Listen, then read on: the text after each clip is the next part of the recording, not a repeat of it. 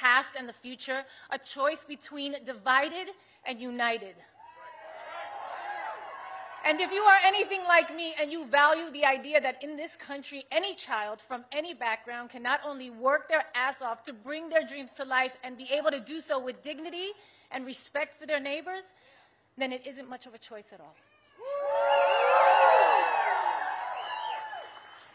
Whether you're from Castle Hill in the Bronx, yes, baby,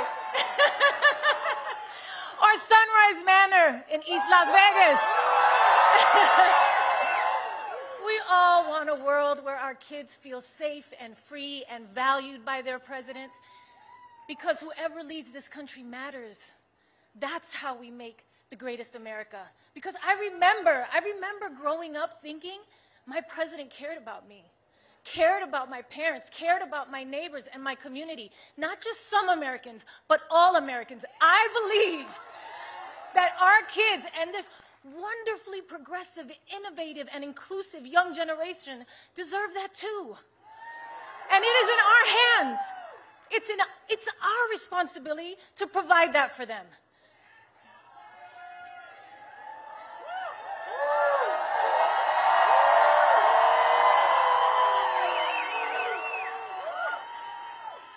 You know, when I started in TV and film, I could get roles playing the maid or the loudmouth Latina. But I knew I had more to offer. And I think there are a lot of people in this country who feel the same way, who know that they are capable of more. And we all just want a chance to prove it. And elections are about choosing leaders who support that, not one who stands in the way.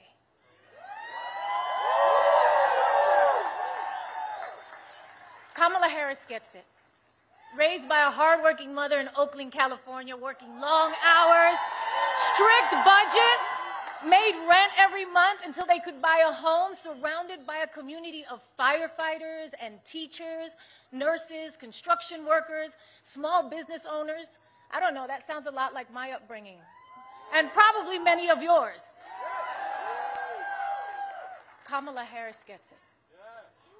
I know as President of the United States, Kamala will fight for our freedom, the freedom of immigrants and immigrant families to chase the American dream,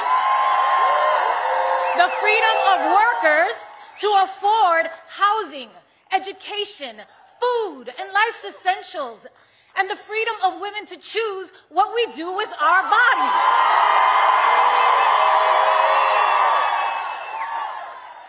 I believe in the power of women.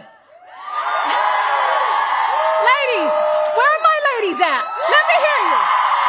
Yes. I believe that women have the power to make the difference in this election. I believe in the power of Latinos. Where are my Latinos at? I believe in the power of our community. I believe in the power of all our votes.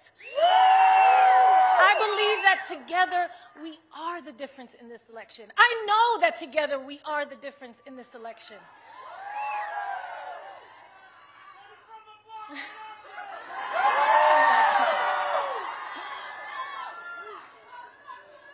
Kamala Harris chose a career in law to fight for middle-class families like her own.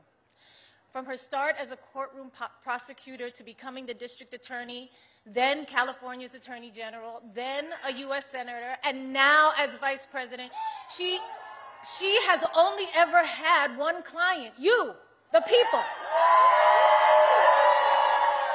And in each of those roles, she took on scammers who ripped off their customers, predators who abused women, and cheaters who broke the rules for their own gain. There is no candidate in the history of the presidency that is more qualified, and there is no job that Kamala Harris can't do.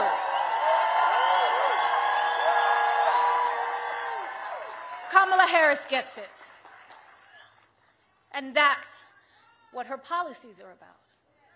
She will put forward an actual plan to make housing more affordable, to cut taxes for middle-class families, to help small businesses get a foothold, to expand the child tax credit, to fight inflation by cracking down on grocery monopolies, to take on those who rip off consumers.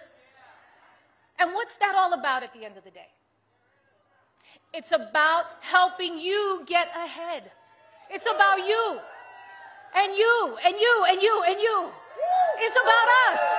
All of us. No matter what we look like, who we love, or who we worship, or where we're from. Her opponent, on the other hand, doesn't see it that way. He has consistently worked to divide us. At Madison Square Garden, he reminded us who he really is and how he really feels.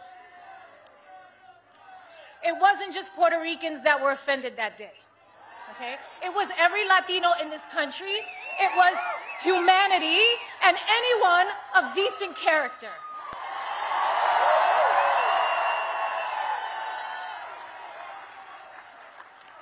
Look,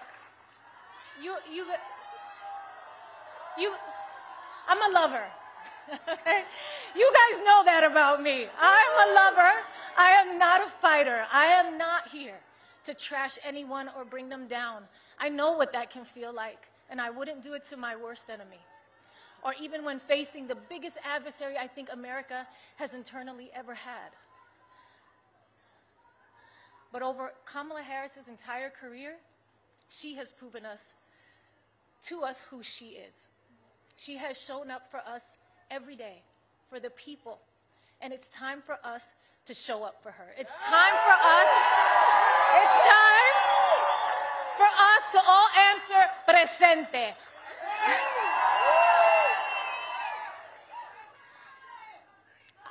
I am an American woman.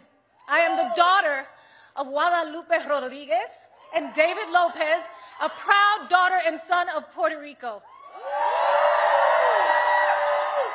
I am Puerto Rican. Soy Boricua carajo. And yes, I was born here, and we are Americans.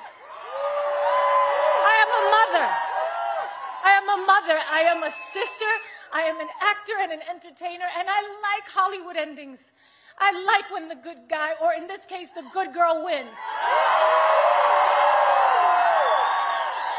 And with an understanding of our past and a faith in our future, I will be casting my ballot for Kamala Harris for President of the United States proudly.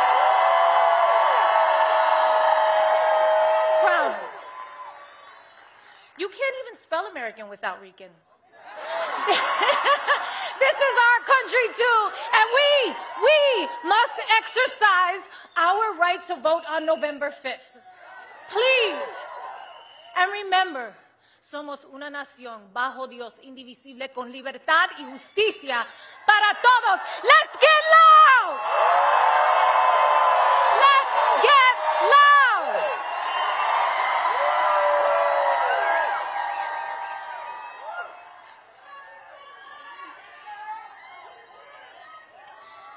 I promised myself I wouldn't get emotional, but you know what? You know what? We should be emotional. We should be upset. We should be scared and outraged. We should. Our pain matters. We matter. You matter. Your voice and your vote matters. And look, don't be afraid to make people around you uncomfortable.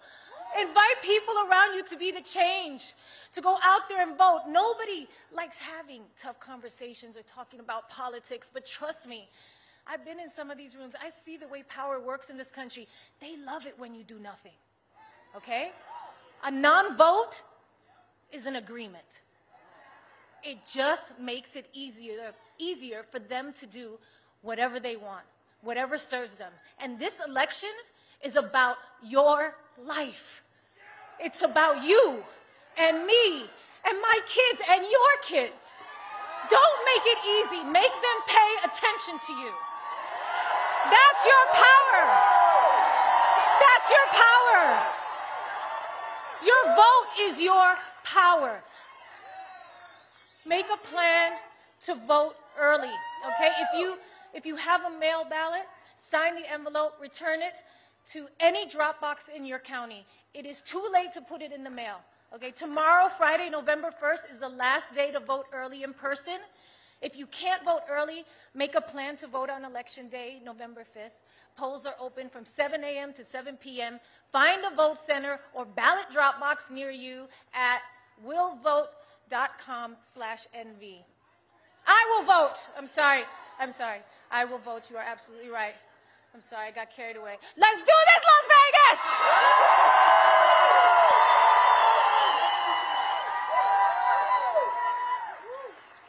I am so proud of all of you for showing up today. Thank you so much. And it is my deep honor to introduce a woman who has the opportunity in just a few days to make history. The next president of the United States, Kamala Harris.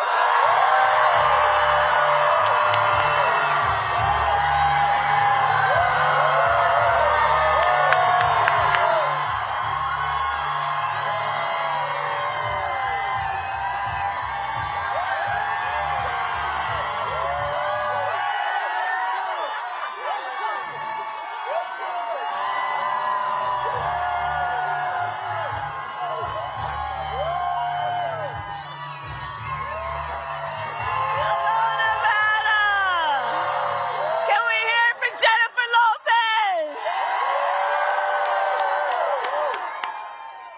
Happy Nevada Day, everybody!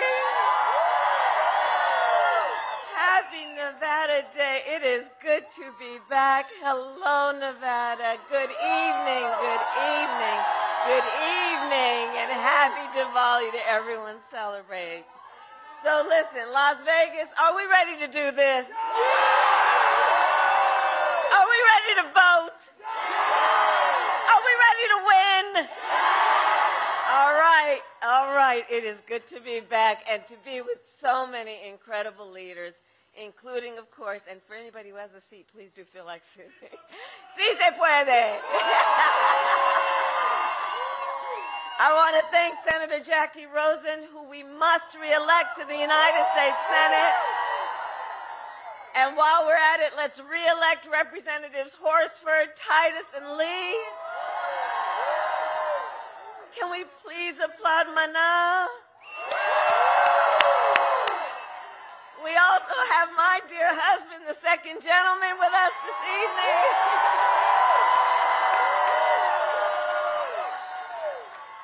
And we are joined by tribal leaders from across the country here for the National Conference of American Indians.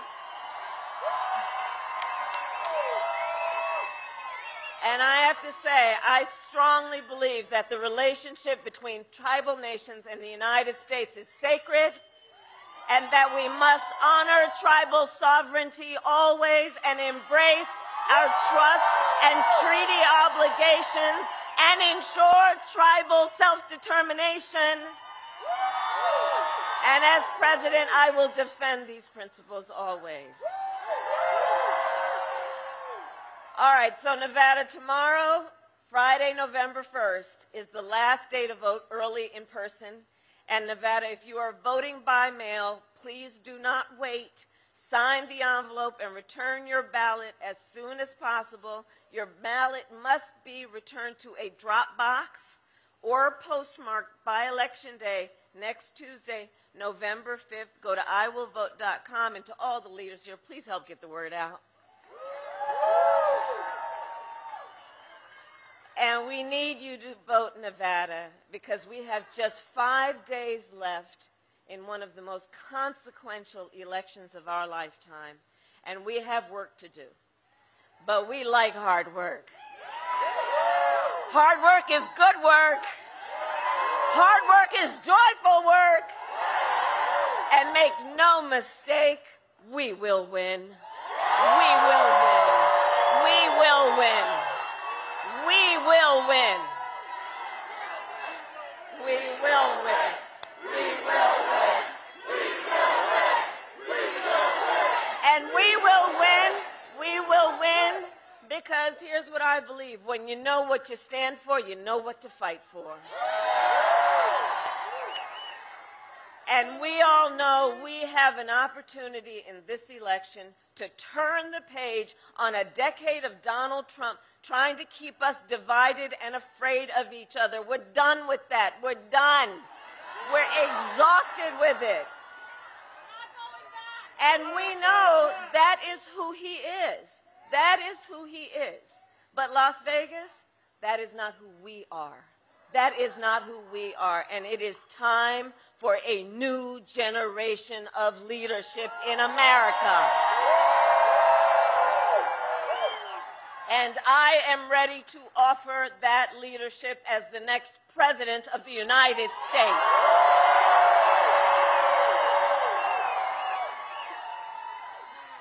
And Nevada, you know me. I'm not afraid of tough fights.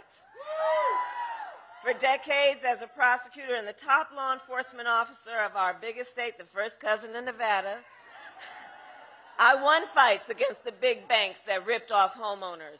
I won fights against for-profit colleges that scammed veterans and students, against predators who abused women and children. I won fights against cartels that trafficked in guns and drugs and human beings.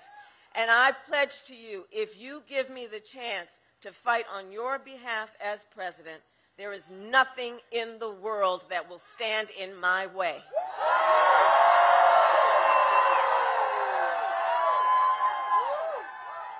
And look, we all know who Donald Trump is. This is not someone who is thinking about how to make your life better. This is someone who is increasingly unstable, obsessed with revenge, consumed with grievance, and he's out for unchecked power. And look, in less than 90 days, it's either going to be him or me in the Oval Office.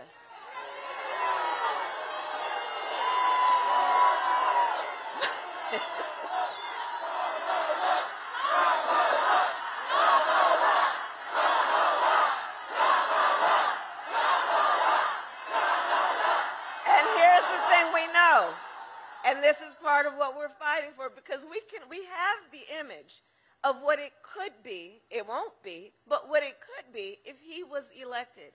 If he were reelected on day one, Donald Trump would walk into that office with an enemies list. When I am elected, I will walk in with a to-do list on behalf of you. On behalf of you. And at the top of my list is bringing down the cost of your living. That will be my focus every single day as president.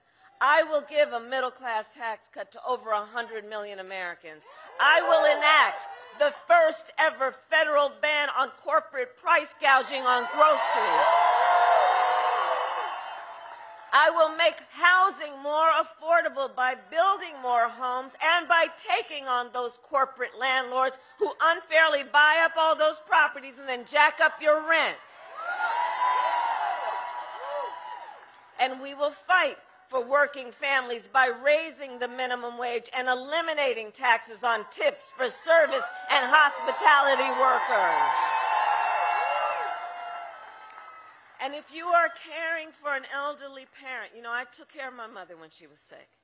If you are taking care of an elderly parent, this is personal for me. My plan will cover the cost of home care for your elder parent under Medicare, so you don't have to spend down your savings in order to qualify for Medicaid.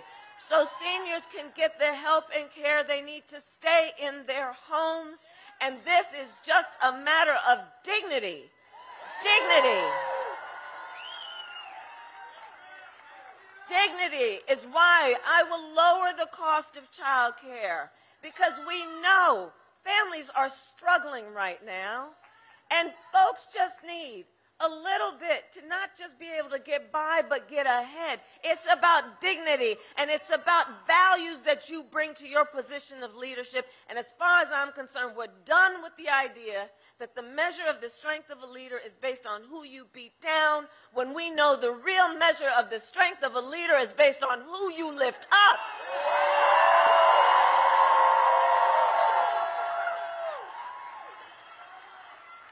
We will cut Taxes for small businesses. Do I see any small business owners in the house? I love our small businesses. You all are part of the backbone of America's economy. We will lower health care costs, because here's the value I bring to that. I believe health care should be a right and not just a privilege of those who can afford it. On the other hand, Donald Trump's answer to the financial pressures you face is the same as it was last time. Another $1 trillion in tax cuts for billionaires and big corporations. And this time, he will pay for it with a 20% national sales tax on everything you buy that is imported. Think about that. Clothes, food, toys, cell phones. A Trump sales tax, the economists say, would cost the average family an extra $4,000 a year. And on top of that, Donald Trump still is trying to get rid of the Affordable Care Act, also known as Obamacare. And he has a powerful friend in Congress, the Speaker of the House, who recently said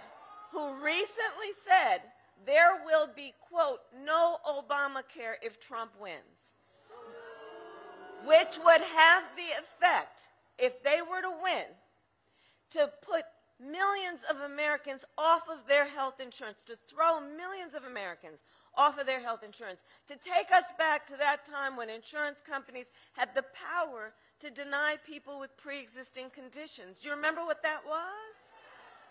Well, we are not going back. We're not going back. We're not going back. We're not going back. We're not going back. We're not going back.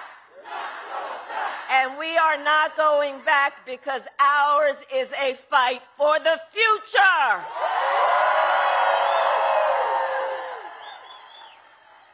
And it is a fight for freedom, like the fundamental freedom of a woman to make decisions about her own body and not have her government tell her what to do. And we all remember how we got here. When Donald Trump was president, he hand-selected 3 members of the United States Supreme Court with the intention that they would undo the protections of Roe v. Wade. They did as he intended, and now in America, 1 in 3 women lives in a state with a Trump abortion ban. Many with no exceptions even for rape and incest, which is immoral. And Donald Trump been done. Did anybody hear what he just said yesterday? He said, I mean, come on, right? So he said that he will do what he wants, now I'm about to quote, whether the women like it or not.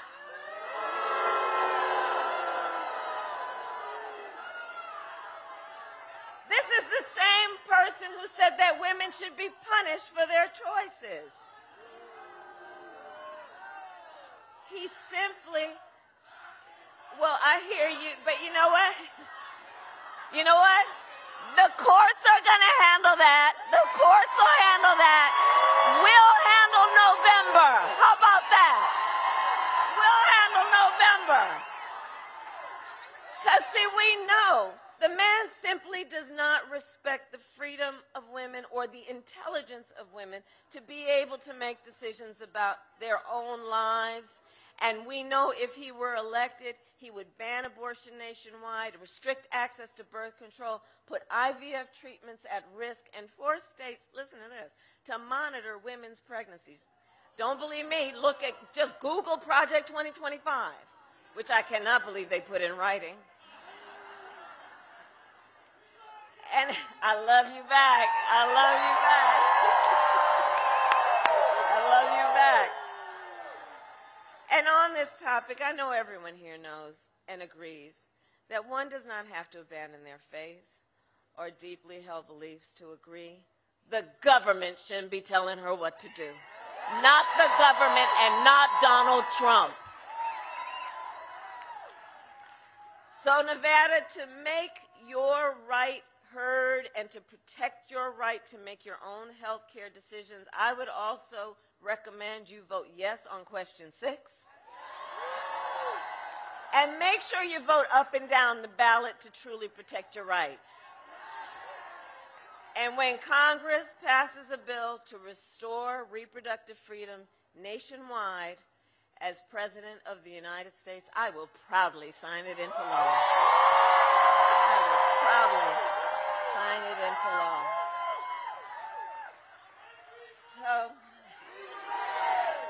So Nevada, on that point, I am here to ask for your vote. I am here to ask for your vote. And here is my pledge to you. And here is my pledge to you. As president, I pledge to seek common ground and common sense solutions to the challenges you face. I pledge to not try to score political points, but to make progress in your lives and in our country. I pledge to listen to those who will be impacted by the decisions I make. I pledge to listen to experts. I pledge to listen to people who disagree with me because, you see, unlike Donald Trump, I don't believe that people who disagree with me are the enemy. He wants to put them in jail. I'll give them a seat at the table. That's what real leadership looks like. And I pledge to always put country above party and self, and to be a president for all Americans.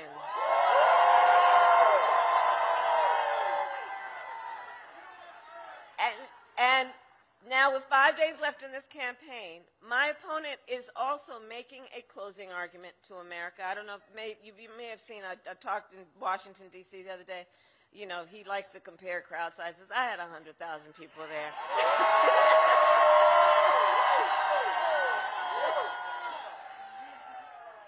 But listen to what he's saying as his closing argument. It's all about hate and division. Jennifer talked about it. It's all about hate and division. And it's not just what he says, it's what he will do. Because if elected, you can be sure he will bring back family separation policies, only on a much greater scale than the last time. We can imagine what he will do with unchecked power, because recall that recently the United States Supreme Court, now this is what's different from 2016 and 2020, the court said essentially that he will be immune no matter what he does in the White House. And so for all the reasons we know, it is time to turn the page on Donald Trump. Let's turn the page. And it all comes down to this. You all have taken time out of your busy lives to be here tonight, and I thank you for that, and I thank you for that. And I know that one of the biggest reasons we are all here together tonight is because we love our country. We love our country, and we know when you love something, you fight for it. When you love something, you fight for it. And I do, and I love you, and yes. And here's the thing.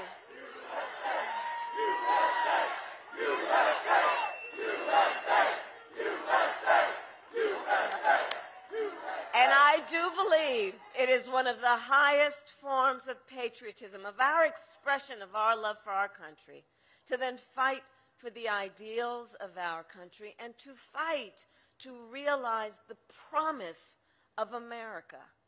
And I have always believed in our nation's promise because I have lived it. You know, I grew up a child of the civil rights movement. My parents would take me to the marches when I was in a stroller, where people from all walks of life came together to fight for freedom and for opportunity. You know, growing up, I saw how hard my mother worked to raise her daughters, and give us the same chances our country gave her. And I was blessed to have family by blood and family by love who instilled in me the values of community, of compassion, and faith. And I've spent my life fighting for people who have been hurt and who have been counted out, but who never stopped believing in what our country can do and what is possible. I have lived the promise of America, and today I see the promise of America in everyone here tonight. Everyone here tonight. In all of us. Sí se puede. I see the promise of America.